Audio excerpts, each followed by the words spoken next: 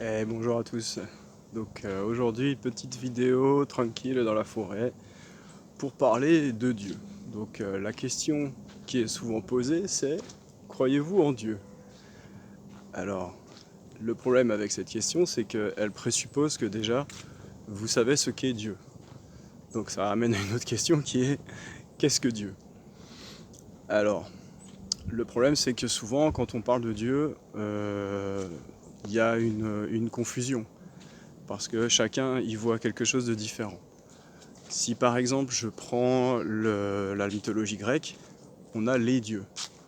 Donc les dieux vivent dans l'Olympe et ce sont en gros des hommes avec des pouvoirs extraordinaires, et il y en a des dizaines et des dizaines. Et donc quand on parle de Dieu au singulier, on pourrait s'imaginer que c'est un peu du même ressort. Un dieu, ça serait une sorte d'homme avec des pouvoirs extraordinaires qui vivrait on ne sait où.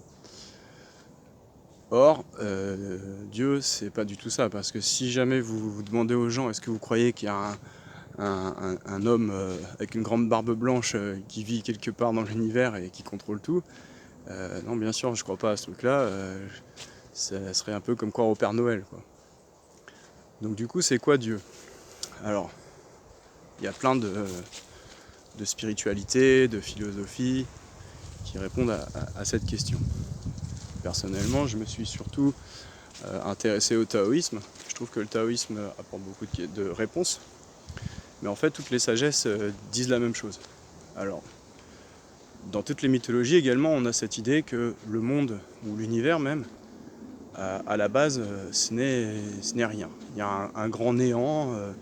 Dans la mythologie grecque, il y a chaos, donc le chaos. Et à partir de ce néant, naît l'univers. Dans le taoïsme, il y a un peu cette même idée, qui est qu'il y a le Tao, du Tao naît le Wuji, du Wuji naît le Yin et le Yang, et du Yin et du Yang naissent tout ce qui existe. Ok. Alors du coup, c'est quoi ce truc, ce chaos, ce Tao, cette espèce de néant qui n'en est pas un primordial? Alors, la réponse, bah, c'est qu'il n'y en a pas, puisque si vous prenez la première phrase du Tao Te Ching, donc l'ouvrage référence de Lao Tzu, il nous dit: le Tao qui peut être nommé n'est pas le vrai Tao. Donc ça veut dire qu'à partir du moment où vous conceptualisez Dieu, vous passez à côté. Vous ne pouvez pas donner de nom à Dieu, parce que le simple fait de lui donner un nom, ça l'enferme dans des concepts, et du coup vous le rendez définissable. Or Dieu n'est pas définissable, parce qu'il est par essence en fait un mystère auquel on n'a pas accès. Donc à partir du moment où vous dites croyez-vous en Dieu, en fait c'est dire croyez-vous en ce mystère. Alors là j'ai envie de dire, mais comment ne pas croire au mystère? Parce que comment sinon expliquer que ce qui est est? Il y a forcément, comment dire, sans que ce soit une raison à proprement parler, mais il y a au moins en tout cas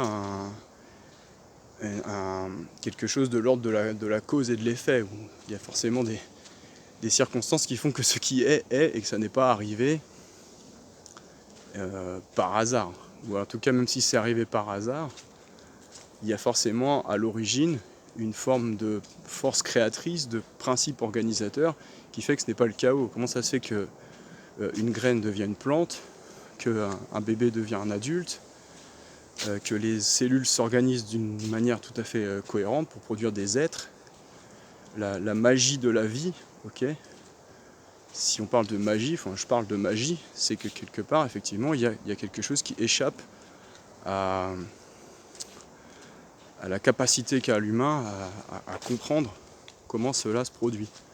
Mais en tout cas, Dieu, c'est pas un personnage avec une grande barbe blanche dans l'espace, mais ça serait plutôt ce principe sous-jacent, cette force qui organise tout, et donc on peut l'appeler la vie ou l'univers ou la conscience. On peut lui donner de nombreux noms, en sachant très bien que tous ces noms de toute façon ne pourront jamais le définir que de manière succincte, partielle, et jamais vraiment le toucher, enfin on ne pourra jamais vraiment l'expliquer et le comprendre. Donc j'en arrive à un deuxième point qui est que puisque ce principe organisateur organise tout ce qui est, et ben il nous organise nous aussi. Et donc dans le taoïsme, il y a cette idée que de la même manière, si vous voulez, que la plante se développe pour devenir un arbre, eh bien nous aussi, nous sommes des humains, nous sommes nous sommes organisés par ce même principe divin, et donc nous sommes en fait une émanation également du Tao. Alors là, attention, je vais dire un truc qui peut paraître un peu choquant, mais le Tao, et on va dire Dieu ou l'univers, on va dire l'univers, je pense que c'est le terme qui est le plus précis, qui est le mieux à comprendre. L'univers, c'est tout ce qui est. Donc en fait, Dieu, si on l'appelle l'univers, Dieu est tout ce qui est. Donc il n'est pas séparé de sa création. C'est-à-dire qu'en fait, Dieu, ou l'univers, c'est à la fois le principe organisateur et la création. Donc c'est là que ça peut faire un peu bugger, c'est-à-dire que ce n'est pas quelque chose qui est extérieur et qui crée de l'extérieur, hein, comme un artiste qui crée une statue, d'accord ? Non, c'est comme si la statue était l'artiste. Okay, c'est-à-dire que l'autre jour, j'ai un ami qui m'aide beaucoup sur le chemin spirituel, et il m'a dit, en fait, Dieu, il y a une phrase, enfin il a dit, Dieu observe à partir de milliards de paires Dieu. C'est-à-dire qu'en fait, Dieu est en chacun de nous, j'ai envie de dire. Ça peut paraître un peu, j'en sais rien, un peu cliché, mais en fait c'est ça l'idée. Et l'illusion, donc là j'en arrive un peu à l'idée d'éveil, l'illusion c'est de croire que justement non, on n'est pas Dieu. L'illusion c'est de croire qu'on est un être individuel, séparé, etc. C'est pour ça que dans toutes les spiritualités on dit que tout est un. Et alors là on arrive à quelque chose d'un petit peu compliqué, puisque en fait il est dit, je ne suis pas mon corps, je ne suis pas mes pensées, encore moins mon identité, ma nationalité, toutes ces choses-là. Non, fondamentalement, je suis d'essence divine. Je suis Dieu. Quand je dis je, c'est tout, hein, l'homme, les plantes, les voitures, tout. Tout ce qui existe est Dieu, en fait. Et là, du coup, c'est là où le cerveau, il bug un peu, en tout cas en ce qui me concerne. C'est hyper compliqué de ne pas se sentir un être singulier et un individu à part entière, libre de ses choix et de ses actions. Mais si on pousse la réflexion, en fait, ben si, on arrive un peu à ce paradoxe qui est que, mais si en fait notre vie, en gros, elle suit une sorte de programme, à la fois au sens génétique, mais même à un sens plus large au niveau de nos actions. Bon, là, c'est encore un vaste sujet, mais ça pourrait faire l'objet de longues discussions. Et en fait, du coup, est-ce que vraiment j'ai un libre arbitre ? Est-ce que je fais vraiment des choix ? Alors, là, je vais répondre du coup à cette question, mais pourquoi est-ce que le monde existe ? Pourquoi est-ce que l'univers existe ? Alors, bien entendu, c'est pas de moi la réponse, c'est à travers les gens que j'ai écoutés, etc. Et disons que Dieu, l'univers, ou le principe créateur, le principe organisateur, c'est ce qu'on pourrait appeler le non manifesté. C'est un petit peu comme...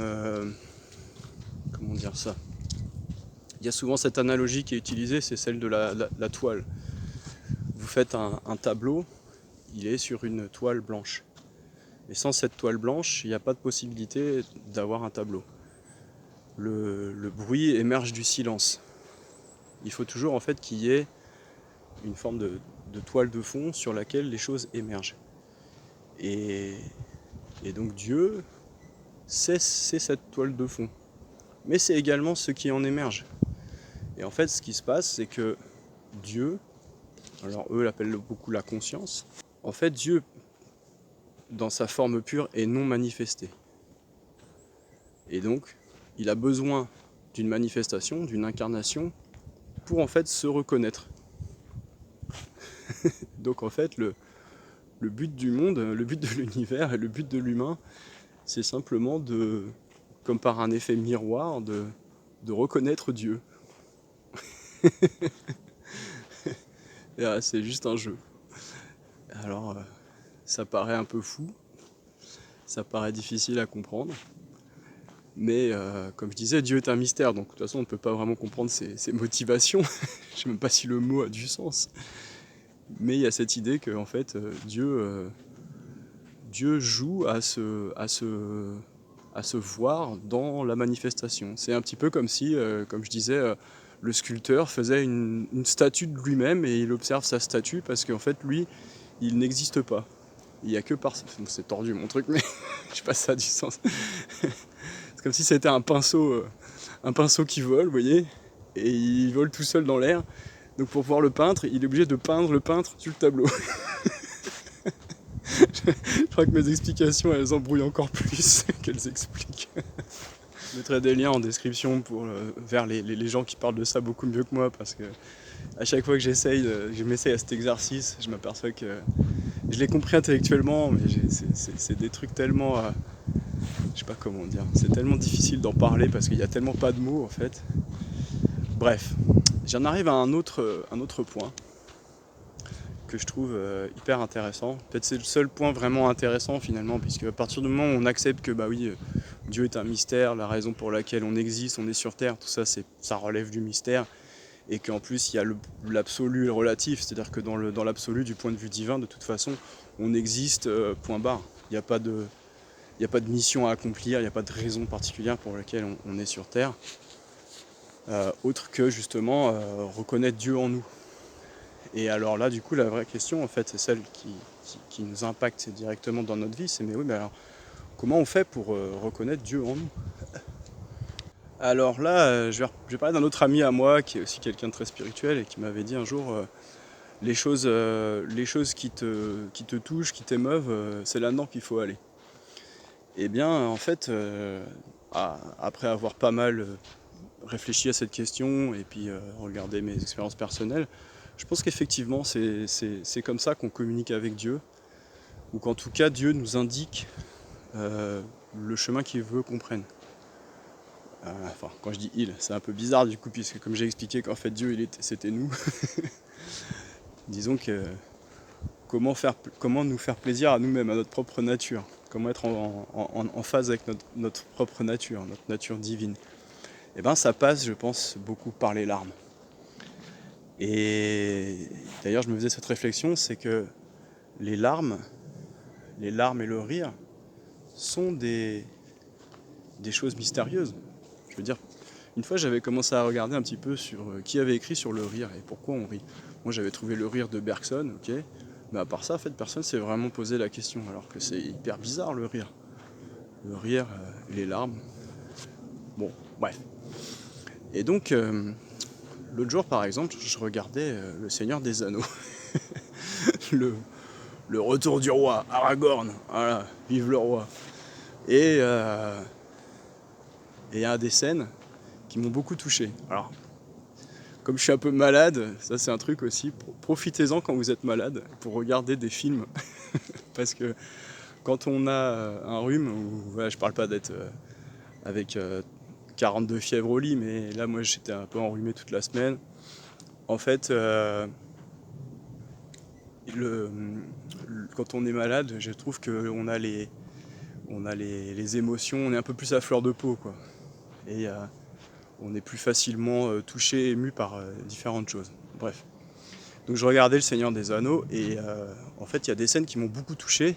Et en fait c'est récurrent chez moi, j'ai remarqué que c'était toujours des scènes qui avaient trait au sacrifice. Donc là en l'occurrence c'était la mort de Boromir, qui en voulant sauver les hobbits se fait cribler de flèches. Bon, la scène elle est assez épique. Bref. Et il y a aussi, l'autre fois je regardais Avatar, et il y a cette scène où en fait celui qui était censé devenir le chef du clan dans lequel arrive le militaire, lui dit au militaire, je volerai avec toi mon frère. Et ça c'est pareil, ça m'a vachement touché, en fait cette idée de, on part à la guerre, on sait qu'on va mourir, mais on est avec nos frères de bataille, je sais pas, il y avait quelque chose là-dedans. Et je suis pas en train de dire que c'est génial ou quoi, hein, je dis juste moi ça me touche, quoi. Et je sais pas vraiment pourquoi, ça renvoie à rien de spécial dans ma vie.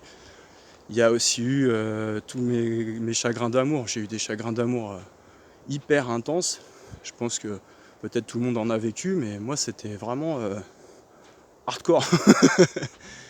Et, mais je pense que ça relève un peu du même truc, c'est des moments où en fait notre vraie nature divine se manifeste. Quand on est vraiment pris par des larmes et on ne sait même pas d'où ça vient, quoi. Ça peut être par exemple aussi quand on voit quelque chose d'extrêmement beau. La beauté du monde parfois peut nous faire verser des larmes. Et c'est dans ces moments-là, je pense, que quelque part on est le plus vraiment en accord avec notre nature divine et où on peut vraiment toucher du doigt c'est quoi Dieu. Parce que tout à l'heure je parlais de cette puissance ou de cette force créatrice ou de ce principe organisateur, mais c'est pas juste ça. Il y a quand même de l'amour, il y a quelque chose qui relève de l'amour, de la paix dans cette force. Donc c'est pas juste un principe organisateur froid, quoi. C'est pas pour rien qu'on dit Dieu est amour, d'accord? Donc toutes les spiritualités nous disent la même chose. D'ailleurs, pareil, j'en finis avec ça, mais la figure du Christ aussi m'a beaucoup touché. Et je saurais pas vraiment l'expliquer, mais j'ai pas du tout d'éducation religieuse, j'ai jamais été, je suis même pas baptisé, j'ai pas fait de catéchisme. Et pourtant la figure christique, à une époque, j'ai eu tellement de signes dans ce sens que j'ai même failli me convertir. Il y a quelque chose en moi qui résistait, je l'ai pas fait, mais je garde une affection toute particulière pour la figure du Christ. Et pour finir, oui, sur les chagrins d'amour, je pense que c'est quelque chose d'assez universel, mais je pense que c'est des moments vraiment où notre âme est mise à nu. Le chagrin d'amour, l'amour impossible, le déchirement amoureux, ce thème-là, il est prégnant depuis l'aube de l'humanité, partout, dans les arts, dans les chansons, le théâtre, etc. D'ailleurs, quand je parlais du sacrifice, le héros tragique, etc. Donc je pense qu'en fait, ces choses me touchent de la même manière qu'elles touchent probablement un peu tout le monde, quoi. Et l'universalité de ces thèmes, pour moi, sont une forme de preuve que l'humain est connecté à Dieu de facto, quoi. Et en tout cas par ce biais-là. Et donc j'en viens à un autre point, puisque bon, voilà, tout ce que j'ai expliqué, tout ce que j'ai raconté, c'est pas difficile à comprendre intellectuellement.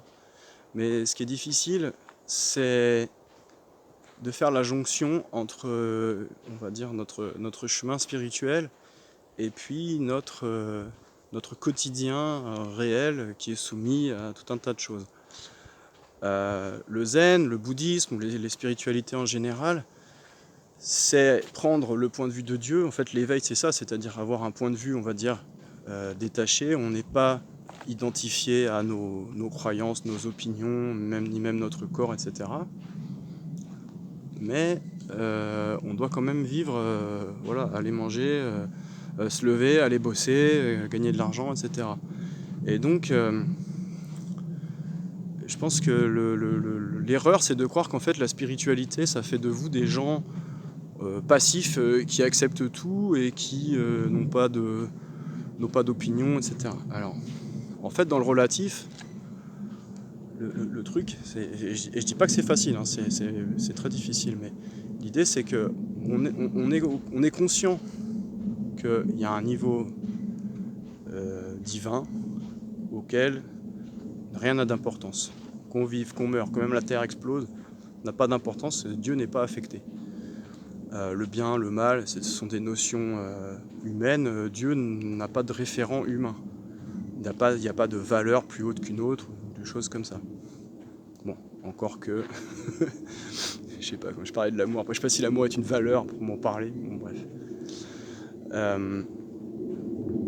Mais du coup, ouais, dans notre vie de tous les jours, comment ça se passe?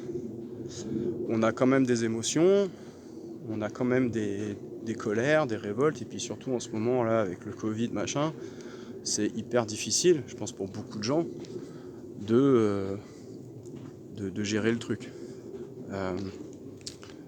Est-ce que on accepte tout ce qui se passe sans rien dire, etc. Et même si on accepte, ça n'empêche pas de toute façon qu'on rumine, qu'on ronge notre frein et puis qu'on est en colère. Le point de vue en fait spirituel, c'est pas de ne pas ressentir ces choses-là, mais c'est simplement de le voir pour ce que c'est. Et je dis pas que c'est facile, franchement c'est compliqué. Mais c'est que quand on est en colère, on n'est pas la colère, on est juste en train de ressentir une émotion. Donc la seule chose à faire en fait c'est la vivre. Et voilà quoi. C'est pour ça qu'en fait, plus j'avance dans la spiritualité, et plus c'est rigolo parce que je me dis mais finalement, voilà, dans le développement personnel, parce que voilà, même si j'aime pas trop ce terme, on nous dit ouais, il faut changer, pour changer de vie, il faut vous changer vous-même. En fait, d'un point de vue spirituel, en gros, non, vous êtes très bien comme vous êtes. On se dit il faut agir, il faut faire plein de choses. Ben, en fait, non, il n'y a rien à faire, il n'y a pas de quête, il y a juste à être. Et voilà. Mais c'est vrai que quand on est complètement absorbé dans notre histoire individuelle de nous, parce que forcément on n'a que celle-là, hein, on n'a que notre propre histoire qui paraît prendre toute la place. Mais c'est vrai que si on s'imagine par exemple du point de vue simplement de prendre un peu de hauteur et de regarder l'histoire de l'humanité et de se dire bah ouais, voilà, il y a eu des périodes de merde à toute époque. Les gens de ces époques-là, qu'est-ce qu'ils faisaient quoi? Bah, rien de plus, rien de moins que nous quoi. C'est notre condition humaine. Donc encore une fois, je suis pas en train de dire qu'il faut tout accepter, etc. Après, c'est à chacun le fait comme il le sent. C'est-à-dire que si vous sentez l'élan de partir vous battre contre la Macronie, ben allez-y, grand bien vous en fasse, quoi. Il n'y a pas de souci. Moi, pour l'instant, je fais une petite vidéo et je suis dans la forêt, quoi. Voilà. Donc, parce que c'est vrai que je pense que comme beaucoup de gens, toute cette situation, personnellement, moi, elle m'affecte. J'ai aussi beaucoup de colère. J'ai aussi beaucoup de colère envers mes contemporains. Alors ça, c'est pas très bouddhiste, mais bon, confession pour confession, c'est vrai que quand je vois tous les gens qui ont des masques dans la rue, je me dis mais à quel point les gens sont soumis, quoi. Enfin, les gens, tellement, il y en a tellement, quoi. Je trouve ça hyper décourageant.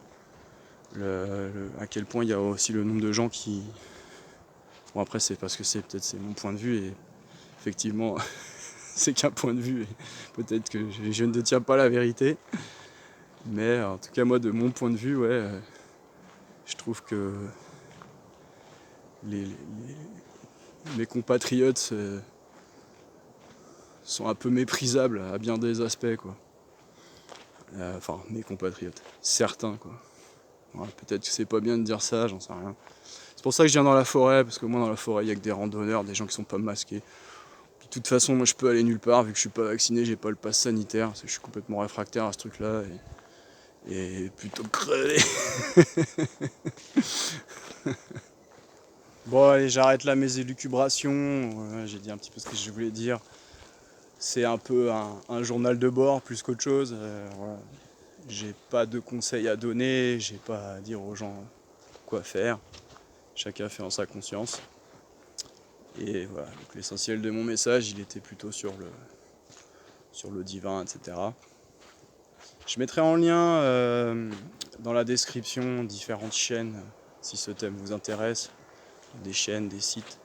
Il y a beaucoup de gens qui m'ont beaucoup éclairé. Et voilà, allez, ciao.